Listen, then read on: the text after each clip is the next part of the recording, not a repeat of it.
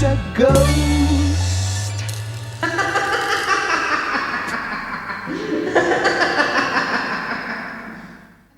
Everybody knows that Hulkamania is the strongest force in this universe. Hello, this is your television speaking. Let's push the button marked idiot and see what comes out.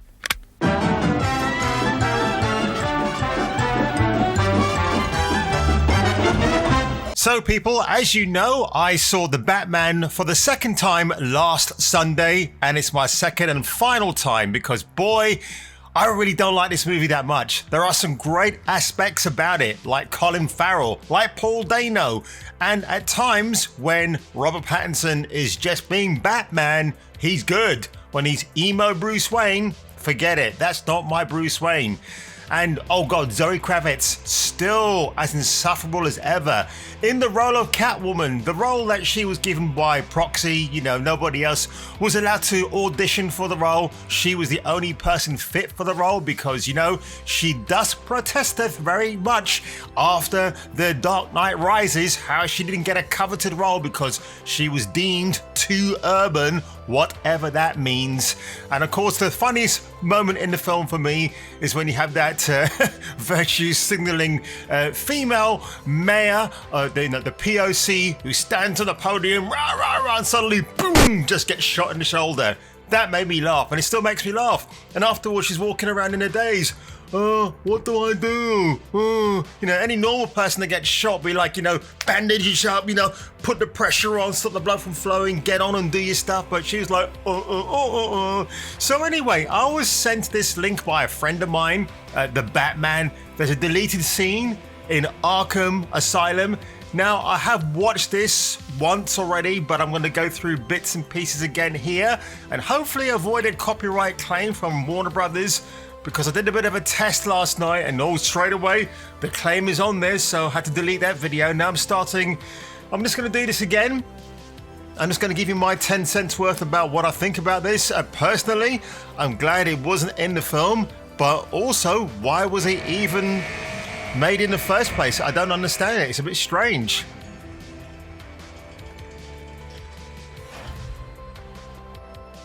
And I think what you're going to find in this particular scene, I'm actually just going to jump forward a little bit here, actually, because look, again, it's this whole thing of, we've got the character here, they're standing up, and he's waiting for Batman to walk on over really slowly because, you know, as a superhero, you have to wear Dr. Martens size 10s with a lot of heavy metal plating on the front just to weigh your feet down. I thought the whole point of being a superhero is that you move as quickly as possible. You know, Batman clunks forward. So again, you know, when you watch the beginning of The Batman, it just takes long to get going because, I don't know, Batman is a voyeur all of a sudden. So is the Riddler. They've got voyeuristic tendencies, but that's never highlighted between the two of them when they meet up. It's a very strange oversight, I guess, but this is Matt Reeves, you know, disciple of Jar Jar Abrams, the man who ruins everything at the moment.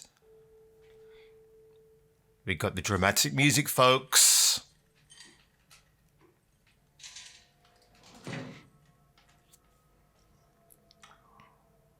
I don't think much of the Arkham State Penitentiary outfit, the boiler suit, it's weird. But then again, the orange Arkham boiler suits, could that be a Trump reference maybe? You know, in retrospect. I hate when people do things retrospectively. Maybe just look at it at the time it was done. That's just my theory. I've not heard anything, so I thought that's kind of why I've gone for a different color scheme here of the actual boiler suit.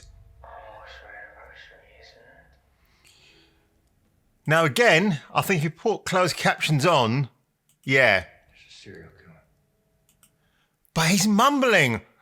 Serial killing. It's first anniversary. I mean, you talk like that when you're in a dentist's chair. Do you know what I mean? Like this is like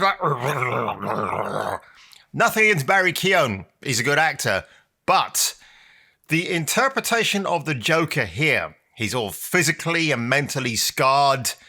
But we saw that already with Heath Ledger's version. You know what I mean? So why do we have to see another version of that again? I'm not a normie, you know. I like my Batman. I'm very, very familiar with that universe. I can talk over this clip and you can't hear what's being said because nothing is being said. This is just all show and no tell. Like, let me take my time to get this piece of paper you've given to me or this documentation. You think I could offer this stuff? Wow, how did the subtitles keep up with the mumbling? You have pictures? Wow, Tom Hardy's Bane. I'd rather settle for that, actually.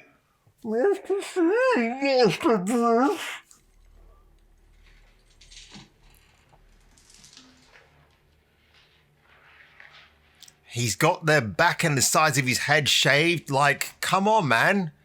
Get away from that look. We hate that look. It can be all right when the occasion calls for it, but not now. What, is the Joker and SJW all of a sudden? So baroque. Now, what I don't get about this, why has Batman come to Joker to help him find out who this person is? We know it's the Riddler, and I think Batman, I don't even know what stage of the film this is in. It's probably at the beginning. So, again, like, you know, Batman is the world's greatest detective, or he's learning to be in this film. And the Joker, yeah, he's very smart as well. But why would you go to the Joker to help you solve find out who this potential serial killer is? Well, he's not potential. He already is serial killing, the corrupt white men of Gotham, because nobody else will do in this crazy world that we're all living in today. He likes little puzzles, doesn't he? Do you see what I mean? Even with the subtitles, you'd be like, oh, what are you saying, mate? Oh, God. Planning this his whole life. The sound design of this clip is terrible. And you know what? I'm just getting feelings of deja vu because we all think about that iconic scene in The Dark Knight where the Jokers are sitting around licking his lips and then suddenly Batman's behind him and then that whole interrogation scene begins. And this is just another version of that, except there's now a glass partition between Batman and Joker. And again, there's that scene in the precinct in the film where Bat shoots his Batarang up, his pulley, and he gets away from the police. You think about Batman Begins. But I have a theory about this, and I think maybe Matt Reeves just wants to undo what Christopher Nolan has done successfully before him. I think he secretly wants to do that. Maybe the whole point of his pitch was, let me do this Batman my way, or, forget about getting anybody else. And Warner Brothers, knowing Warner Brothers, had to bend the knee to his silent demands. And now we have this. And the only good thing I'll say about The Batman as a movie, 3 hours long, let's call it 3 hours, and people went to see it. Loads of it's made money, it's done well at the box office, but because it's Batman. Anything else that's a 3-hour movie that doesn't have a certain IP attached to it, how is it going to do? So he already knows who he is, but then of course, what he goes on to reveal is, well, who is he? It's your mama, it's your papa, he's a nobody. The mayor, the commissioner. It's just a lazy Joker. At least with Heath Ledger, he actually sought inspiration from Tom Waits, of all people, to get that voice, and he does a really good impression of Tom Waits. I don't know where Barry Keoghan's going with his version. I'm not a fan of it. Like, even when I saw the original ending in the Batman, I'm like, he's sitting there like laughing, like I'm like, okay, whatever. But this is a frustrating scene to watch because it's very slow, it's back and forth. You can watch a Michael Mann movie and he makes things slow, not slow, an art form. Do you know what I mean? If you watch Heat, you watch, what's the other film I think? Manhunter. You can do the passage of time really well in a scene within a movie. And like Michael Mann, he's one of these guys that knows how to do it really, really well without lulling the audience into a sleep, a deep infested coma. Francis Ford Coppola is another great guy. You watch The Conversation with Gene Hackman, there's a great example of where, things are slow and methodical, but it's never boring, it's engaging. Here, Matt Reeves is look, I gotta say, the guy's a little bit of a hack when it comes to doing the dramatics. The action stuff, he handles pretty well. Into you. Let's get back to him. Why? You are so much more I'm fun. not here to talk about me. What are you here to talk about? I want to know how he thinks. You know exactly how he thinks. Actually, it's really funny hearing his voice, the accent he's perfecting. He sounds a little bit like Christian Slater. In fact, they should have got Christian Slater to be the Joker. I think he would have been a better casting choice. You listen to his intonations, his inflections. Why? You're so much more I'm fun. not here to talk about me. What are you here to talk about? I want to know how he thinks. You know exactly how he thinks. Have you read this file?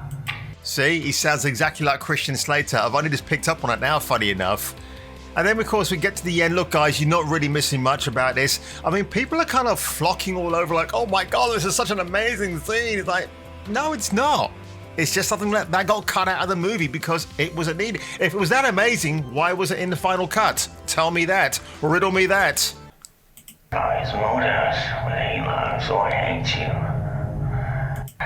You're just terrified. Or he's wrong, huh?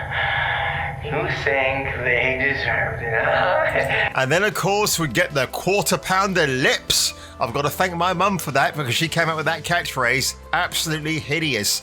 And, of course, the disjointed teeth. And again, it doesn't make any sense because in the animated series, the Joker is a clown. He's got the perfect over-the-top white teeth. You know, they're all perfect and straight. And why don't we have that version? Jack Nicholson, he's still one of the best Jokers for me. I really love his performance. And people tend to overlook that and think, oh, it's just Jack. No, you got to remember, Jack, man, he set the standard for the film version of the Joker. Now, Cesar Romero, you could say he might have kickstarted that off in 1966 with the Batman movie. But do we really count that as a movie in terms of the canon? I don't know. I'm really not quite sure. I accept the fact that it is a movie, but we could say that he's the first one. He's not actually, I would say Cesar Romero isn't the first Joker that we know. There's a black and white film, and I can't remember what it's called, but it's got a laughing man in it, and that's kind of like the inspiration for the Joker. But honestly, I did not rate this deleted scene at all. People are literally masturbating themselves over this like it's the best thing ever. It's not. I've seen some really great deleted scenes in other movies and I thought, why weren't they included in the end? And, sadly for this one, I'm glad it was removed, but why are they showcasing this? I don't know. And I'm not a big fan of this Joker either. I just don't rate this version. Will he improve when we get a sequel? I don't know. Why do we have to use a Joker? I don't know, because Warner Brothers are stupid and that's all they can keep capitalizing on. Why not bring somebody in like Mad Hatter or Poison Ivy? Two good reasons why I like her. Boom, boom. And yeah, there's a great rogues gallery of Batman characters. I've always said the rogues gallery of Batman is the best gallery of villains you'll ever get in a comic book, more so than Marvel, easily. But Warner Brothers, they got this great back catalogue, and look, at least we got to see people like Killer Croc in the Suicide Squad films, and obviously King Shark is the best one we've got so far. But that's it, folks. Not impressed. You can tell I'm not impressed, but that's why you came to my channel. That's why you came to this video today. So if you enjoyed what I did, this reaction, this angry reaction, this frustrated reaction about a very overrated Batman film, in my opinion, make sure you leave a like. Make sure you hit the subscribe button. Make sure you share this video as far and wide as possible. And if I were you, I'll check me out on my next video.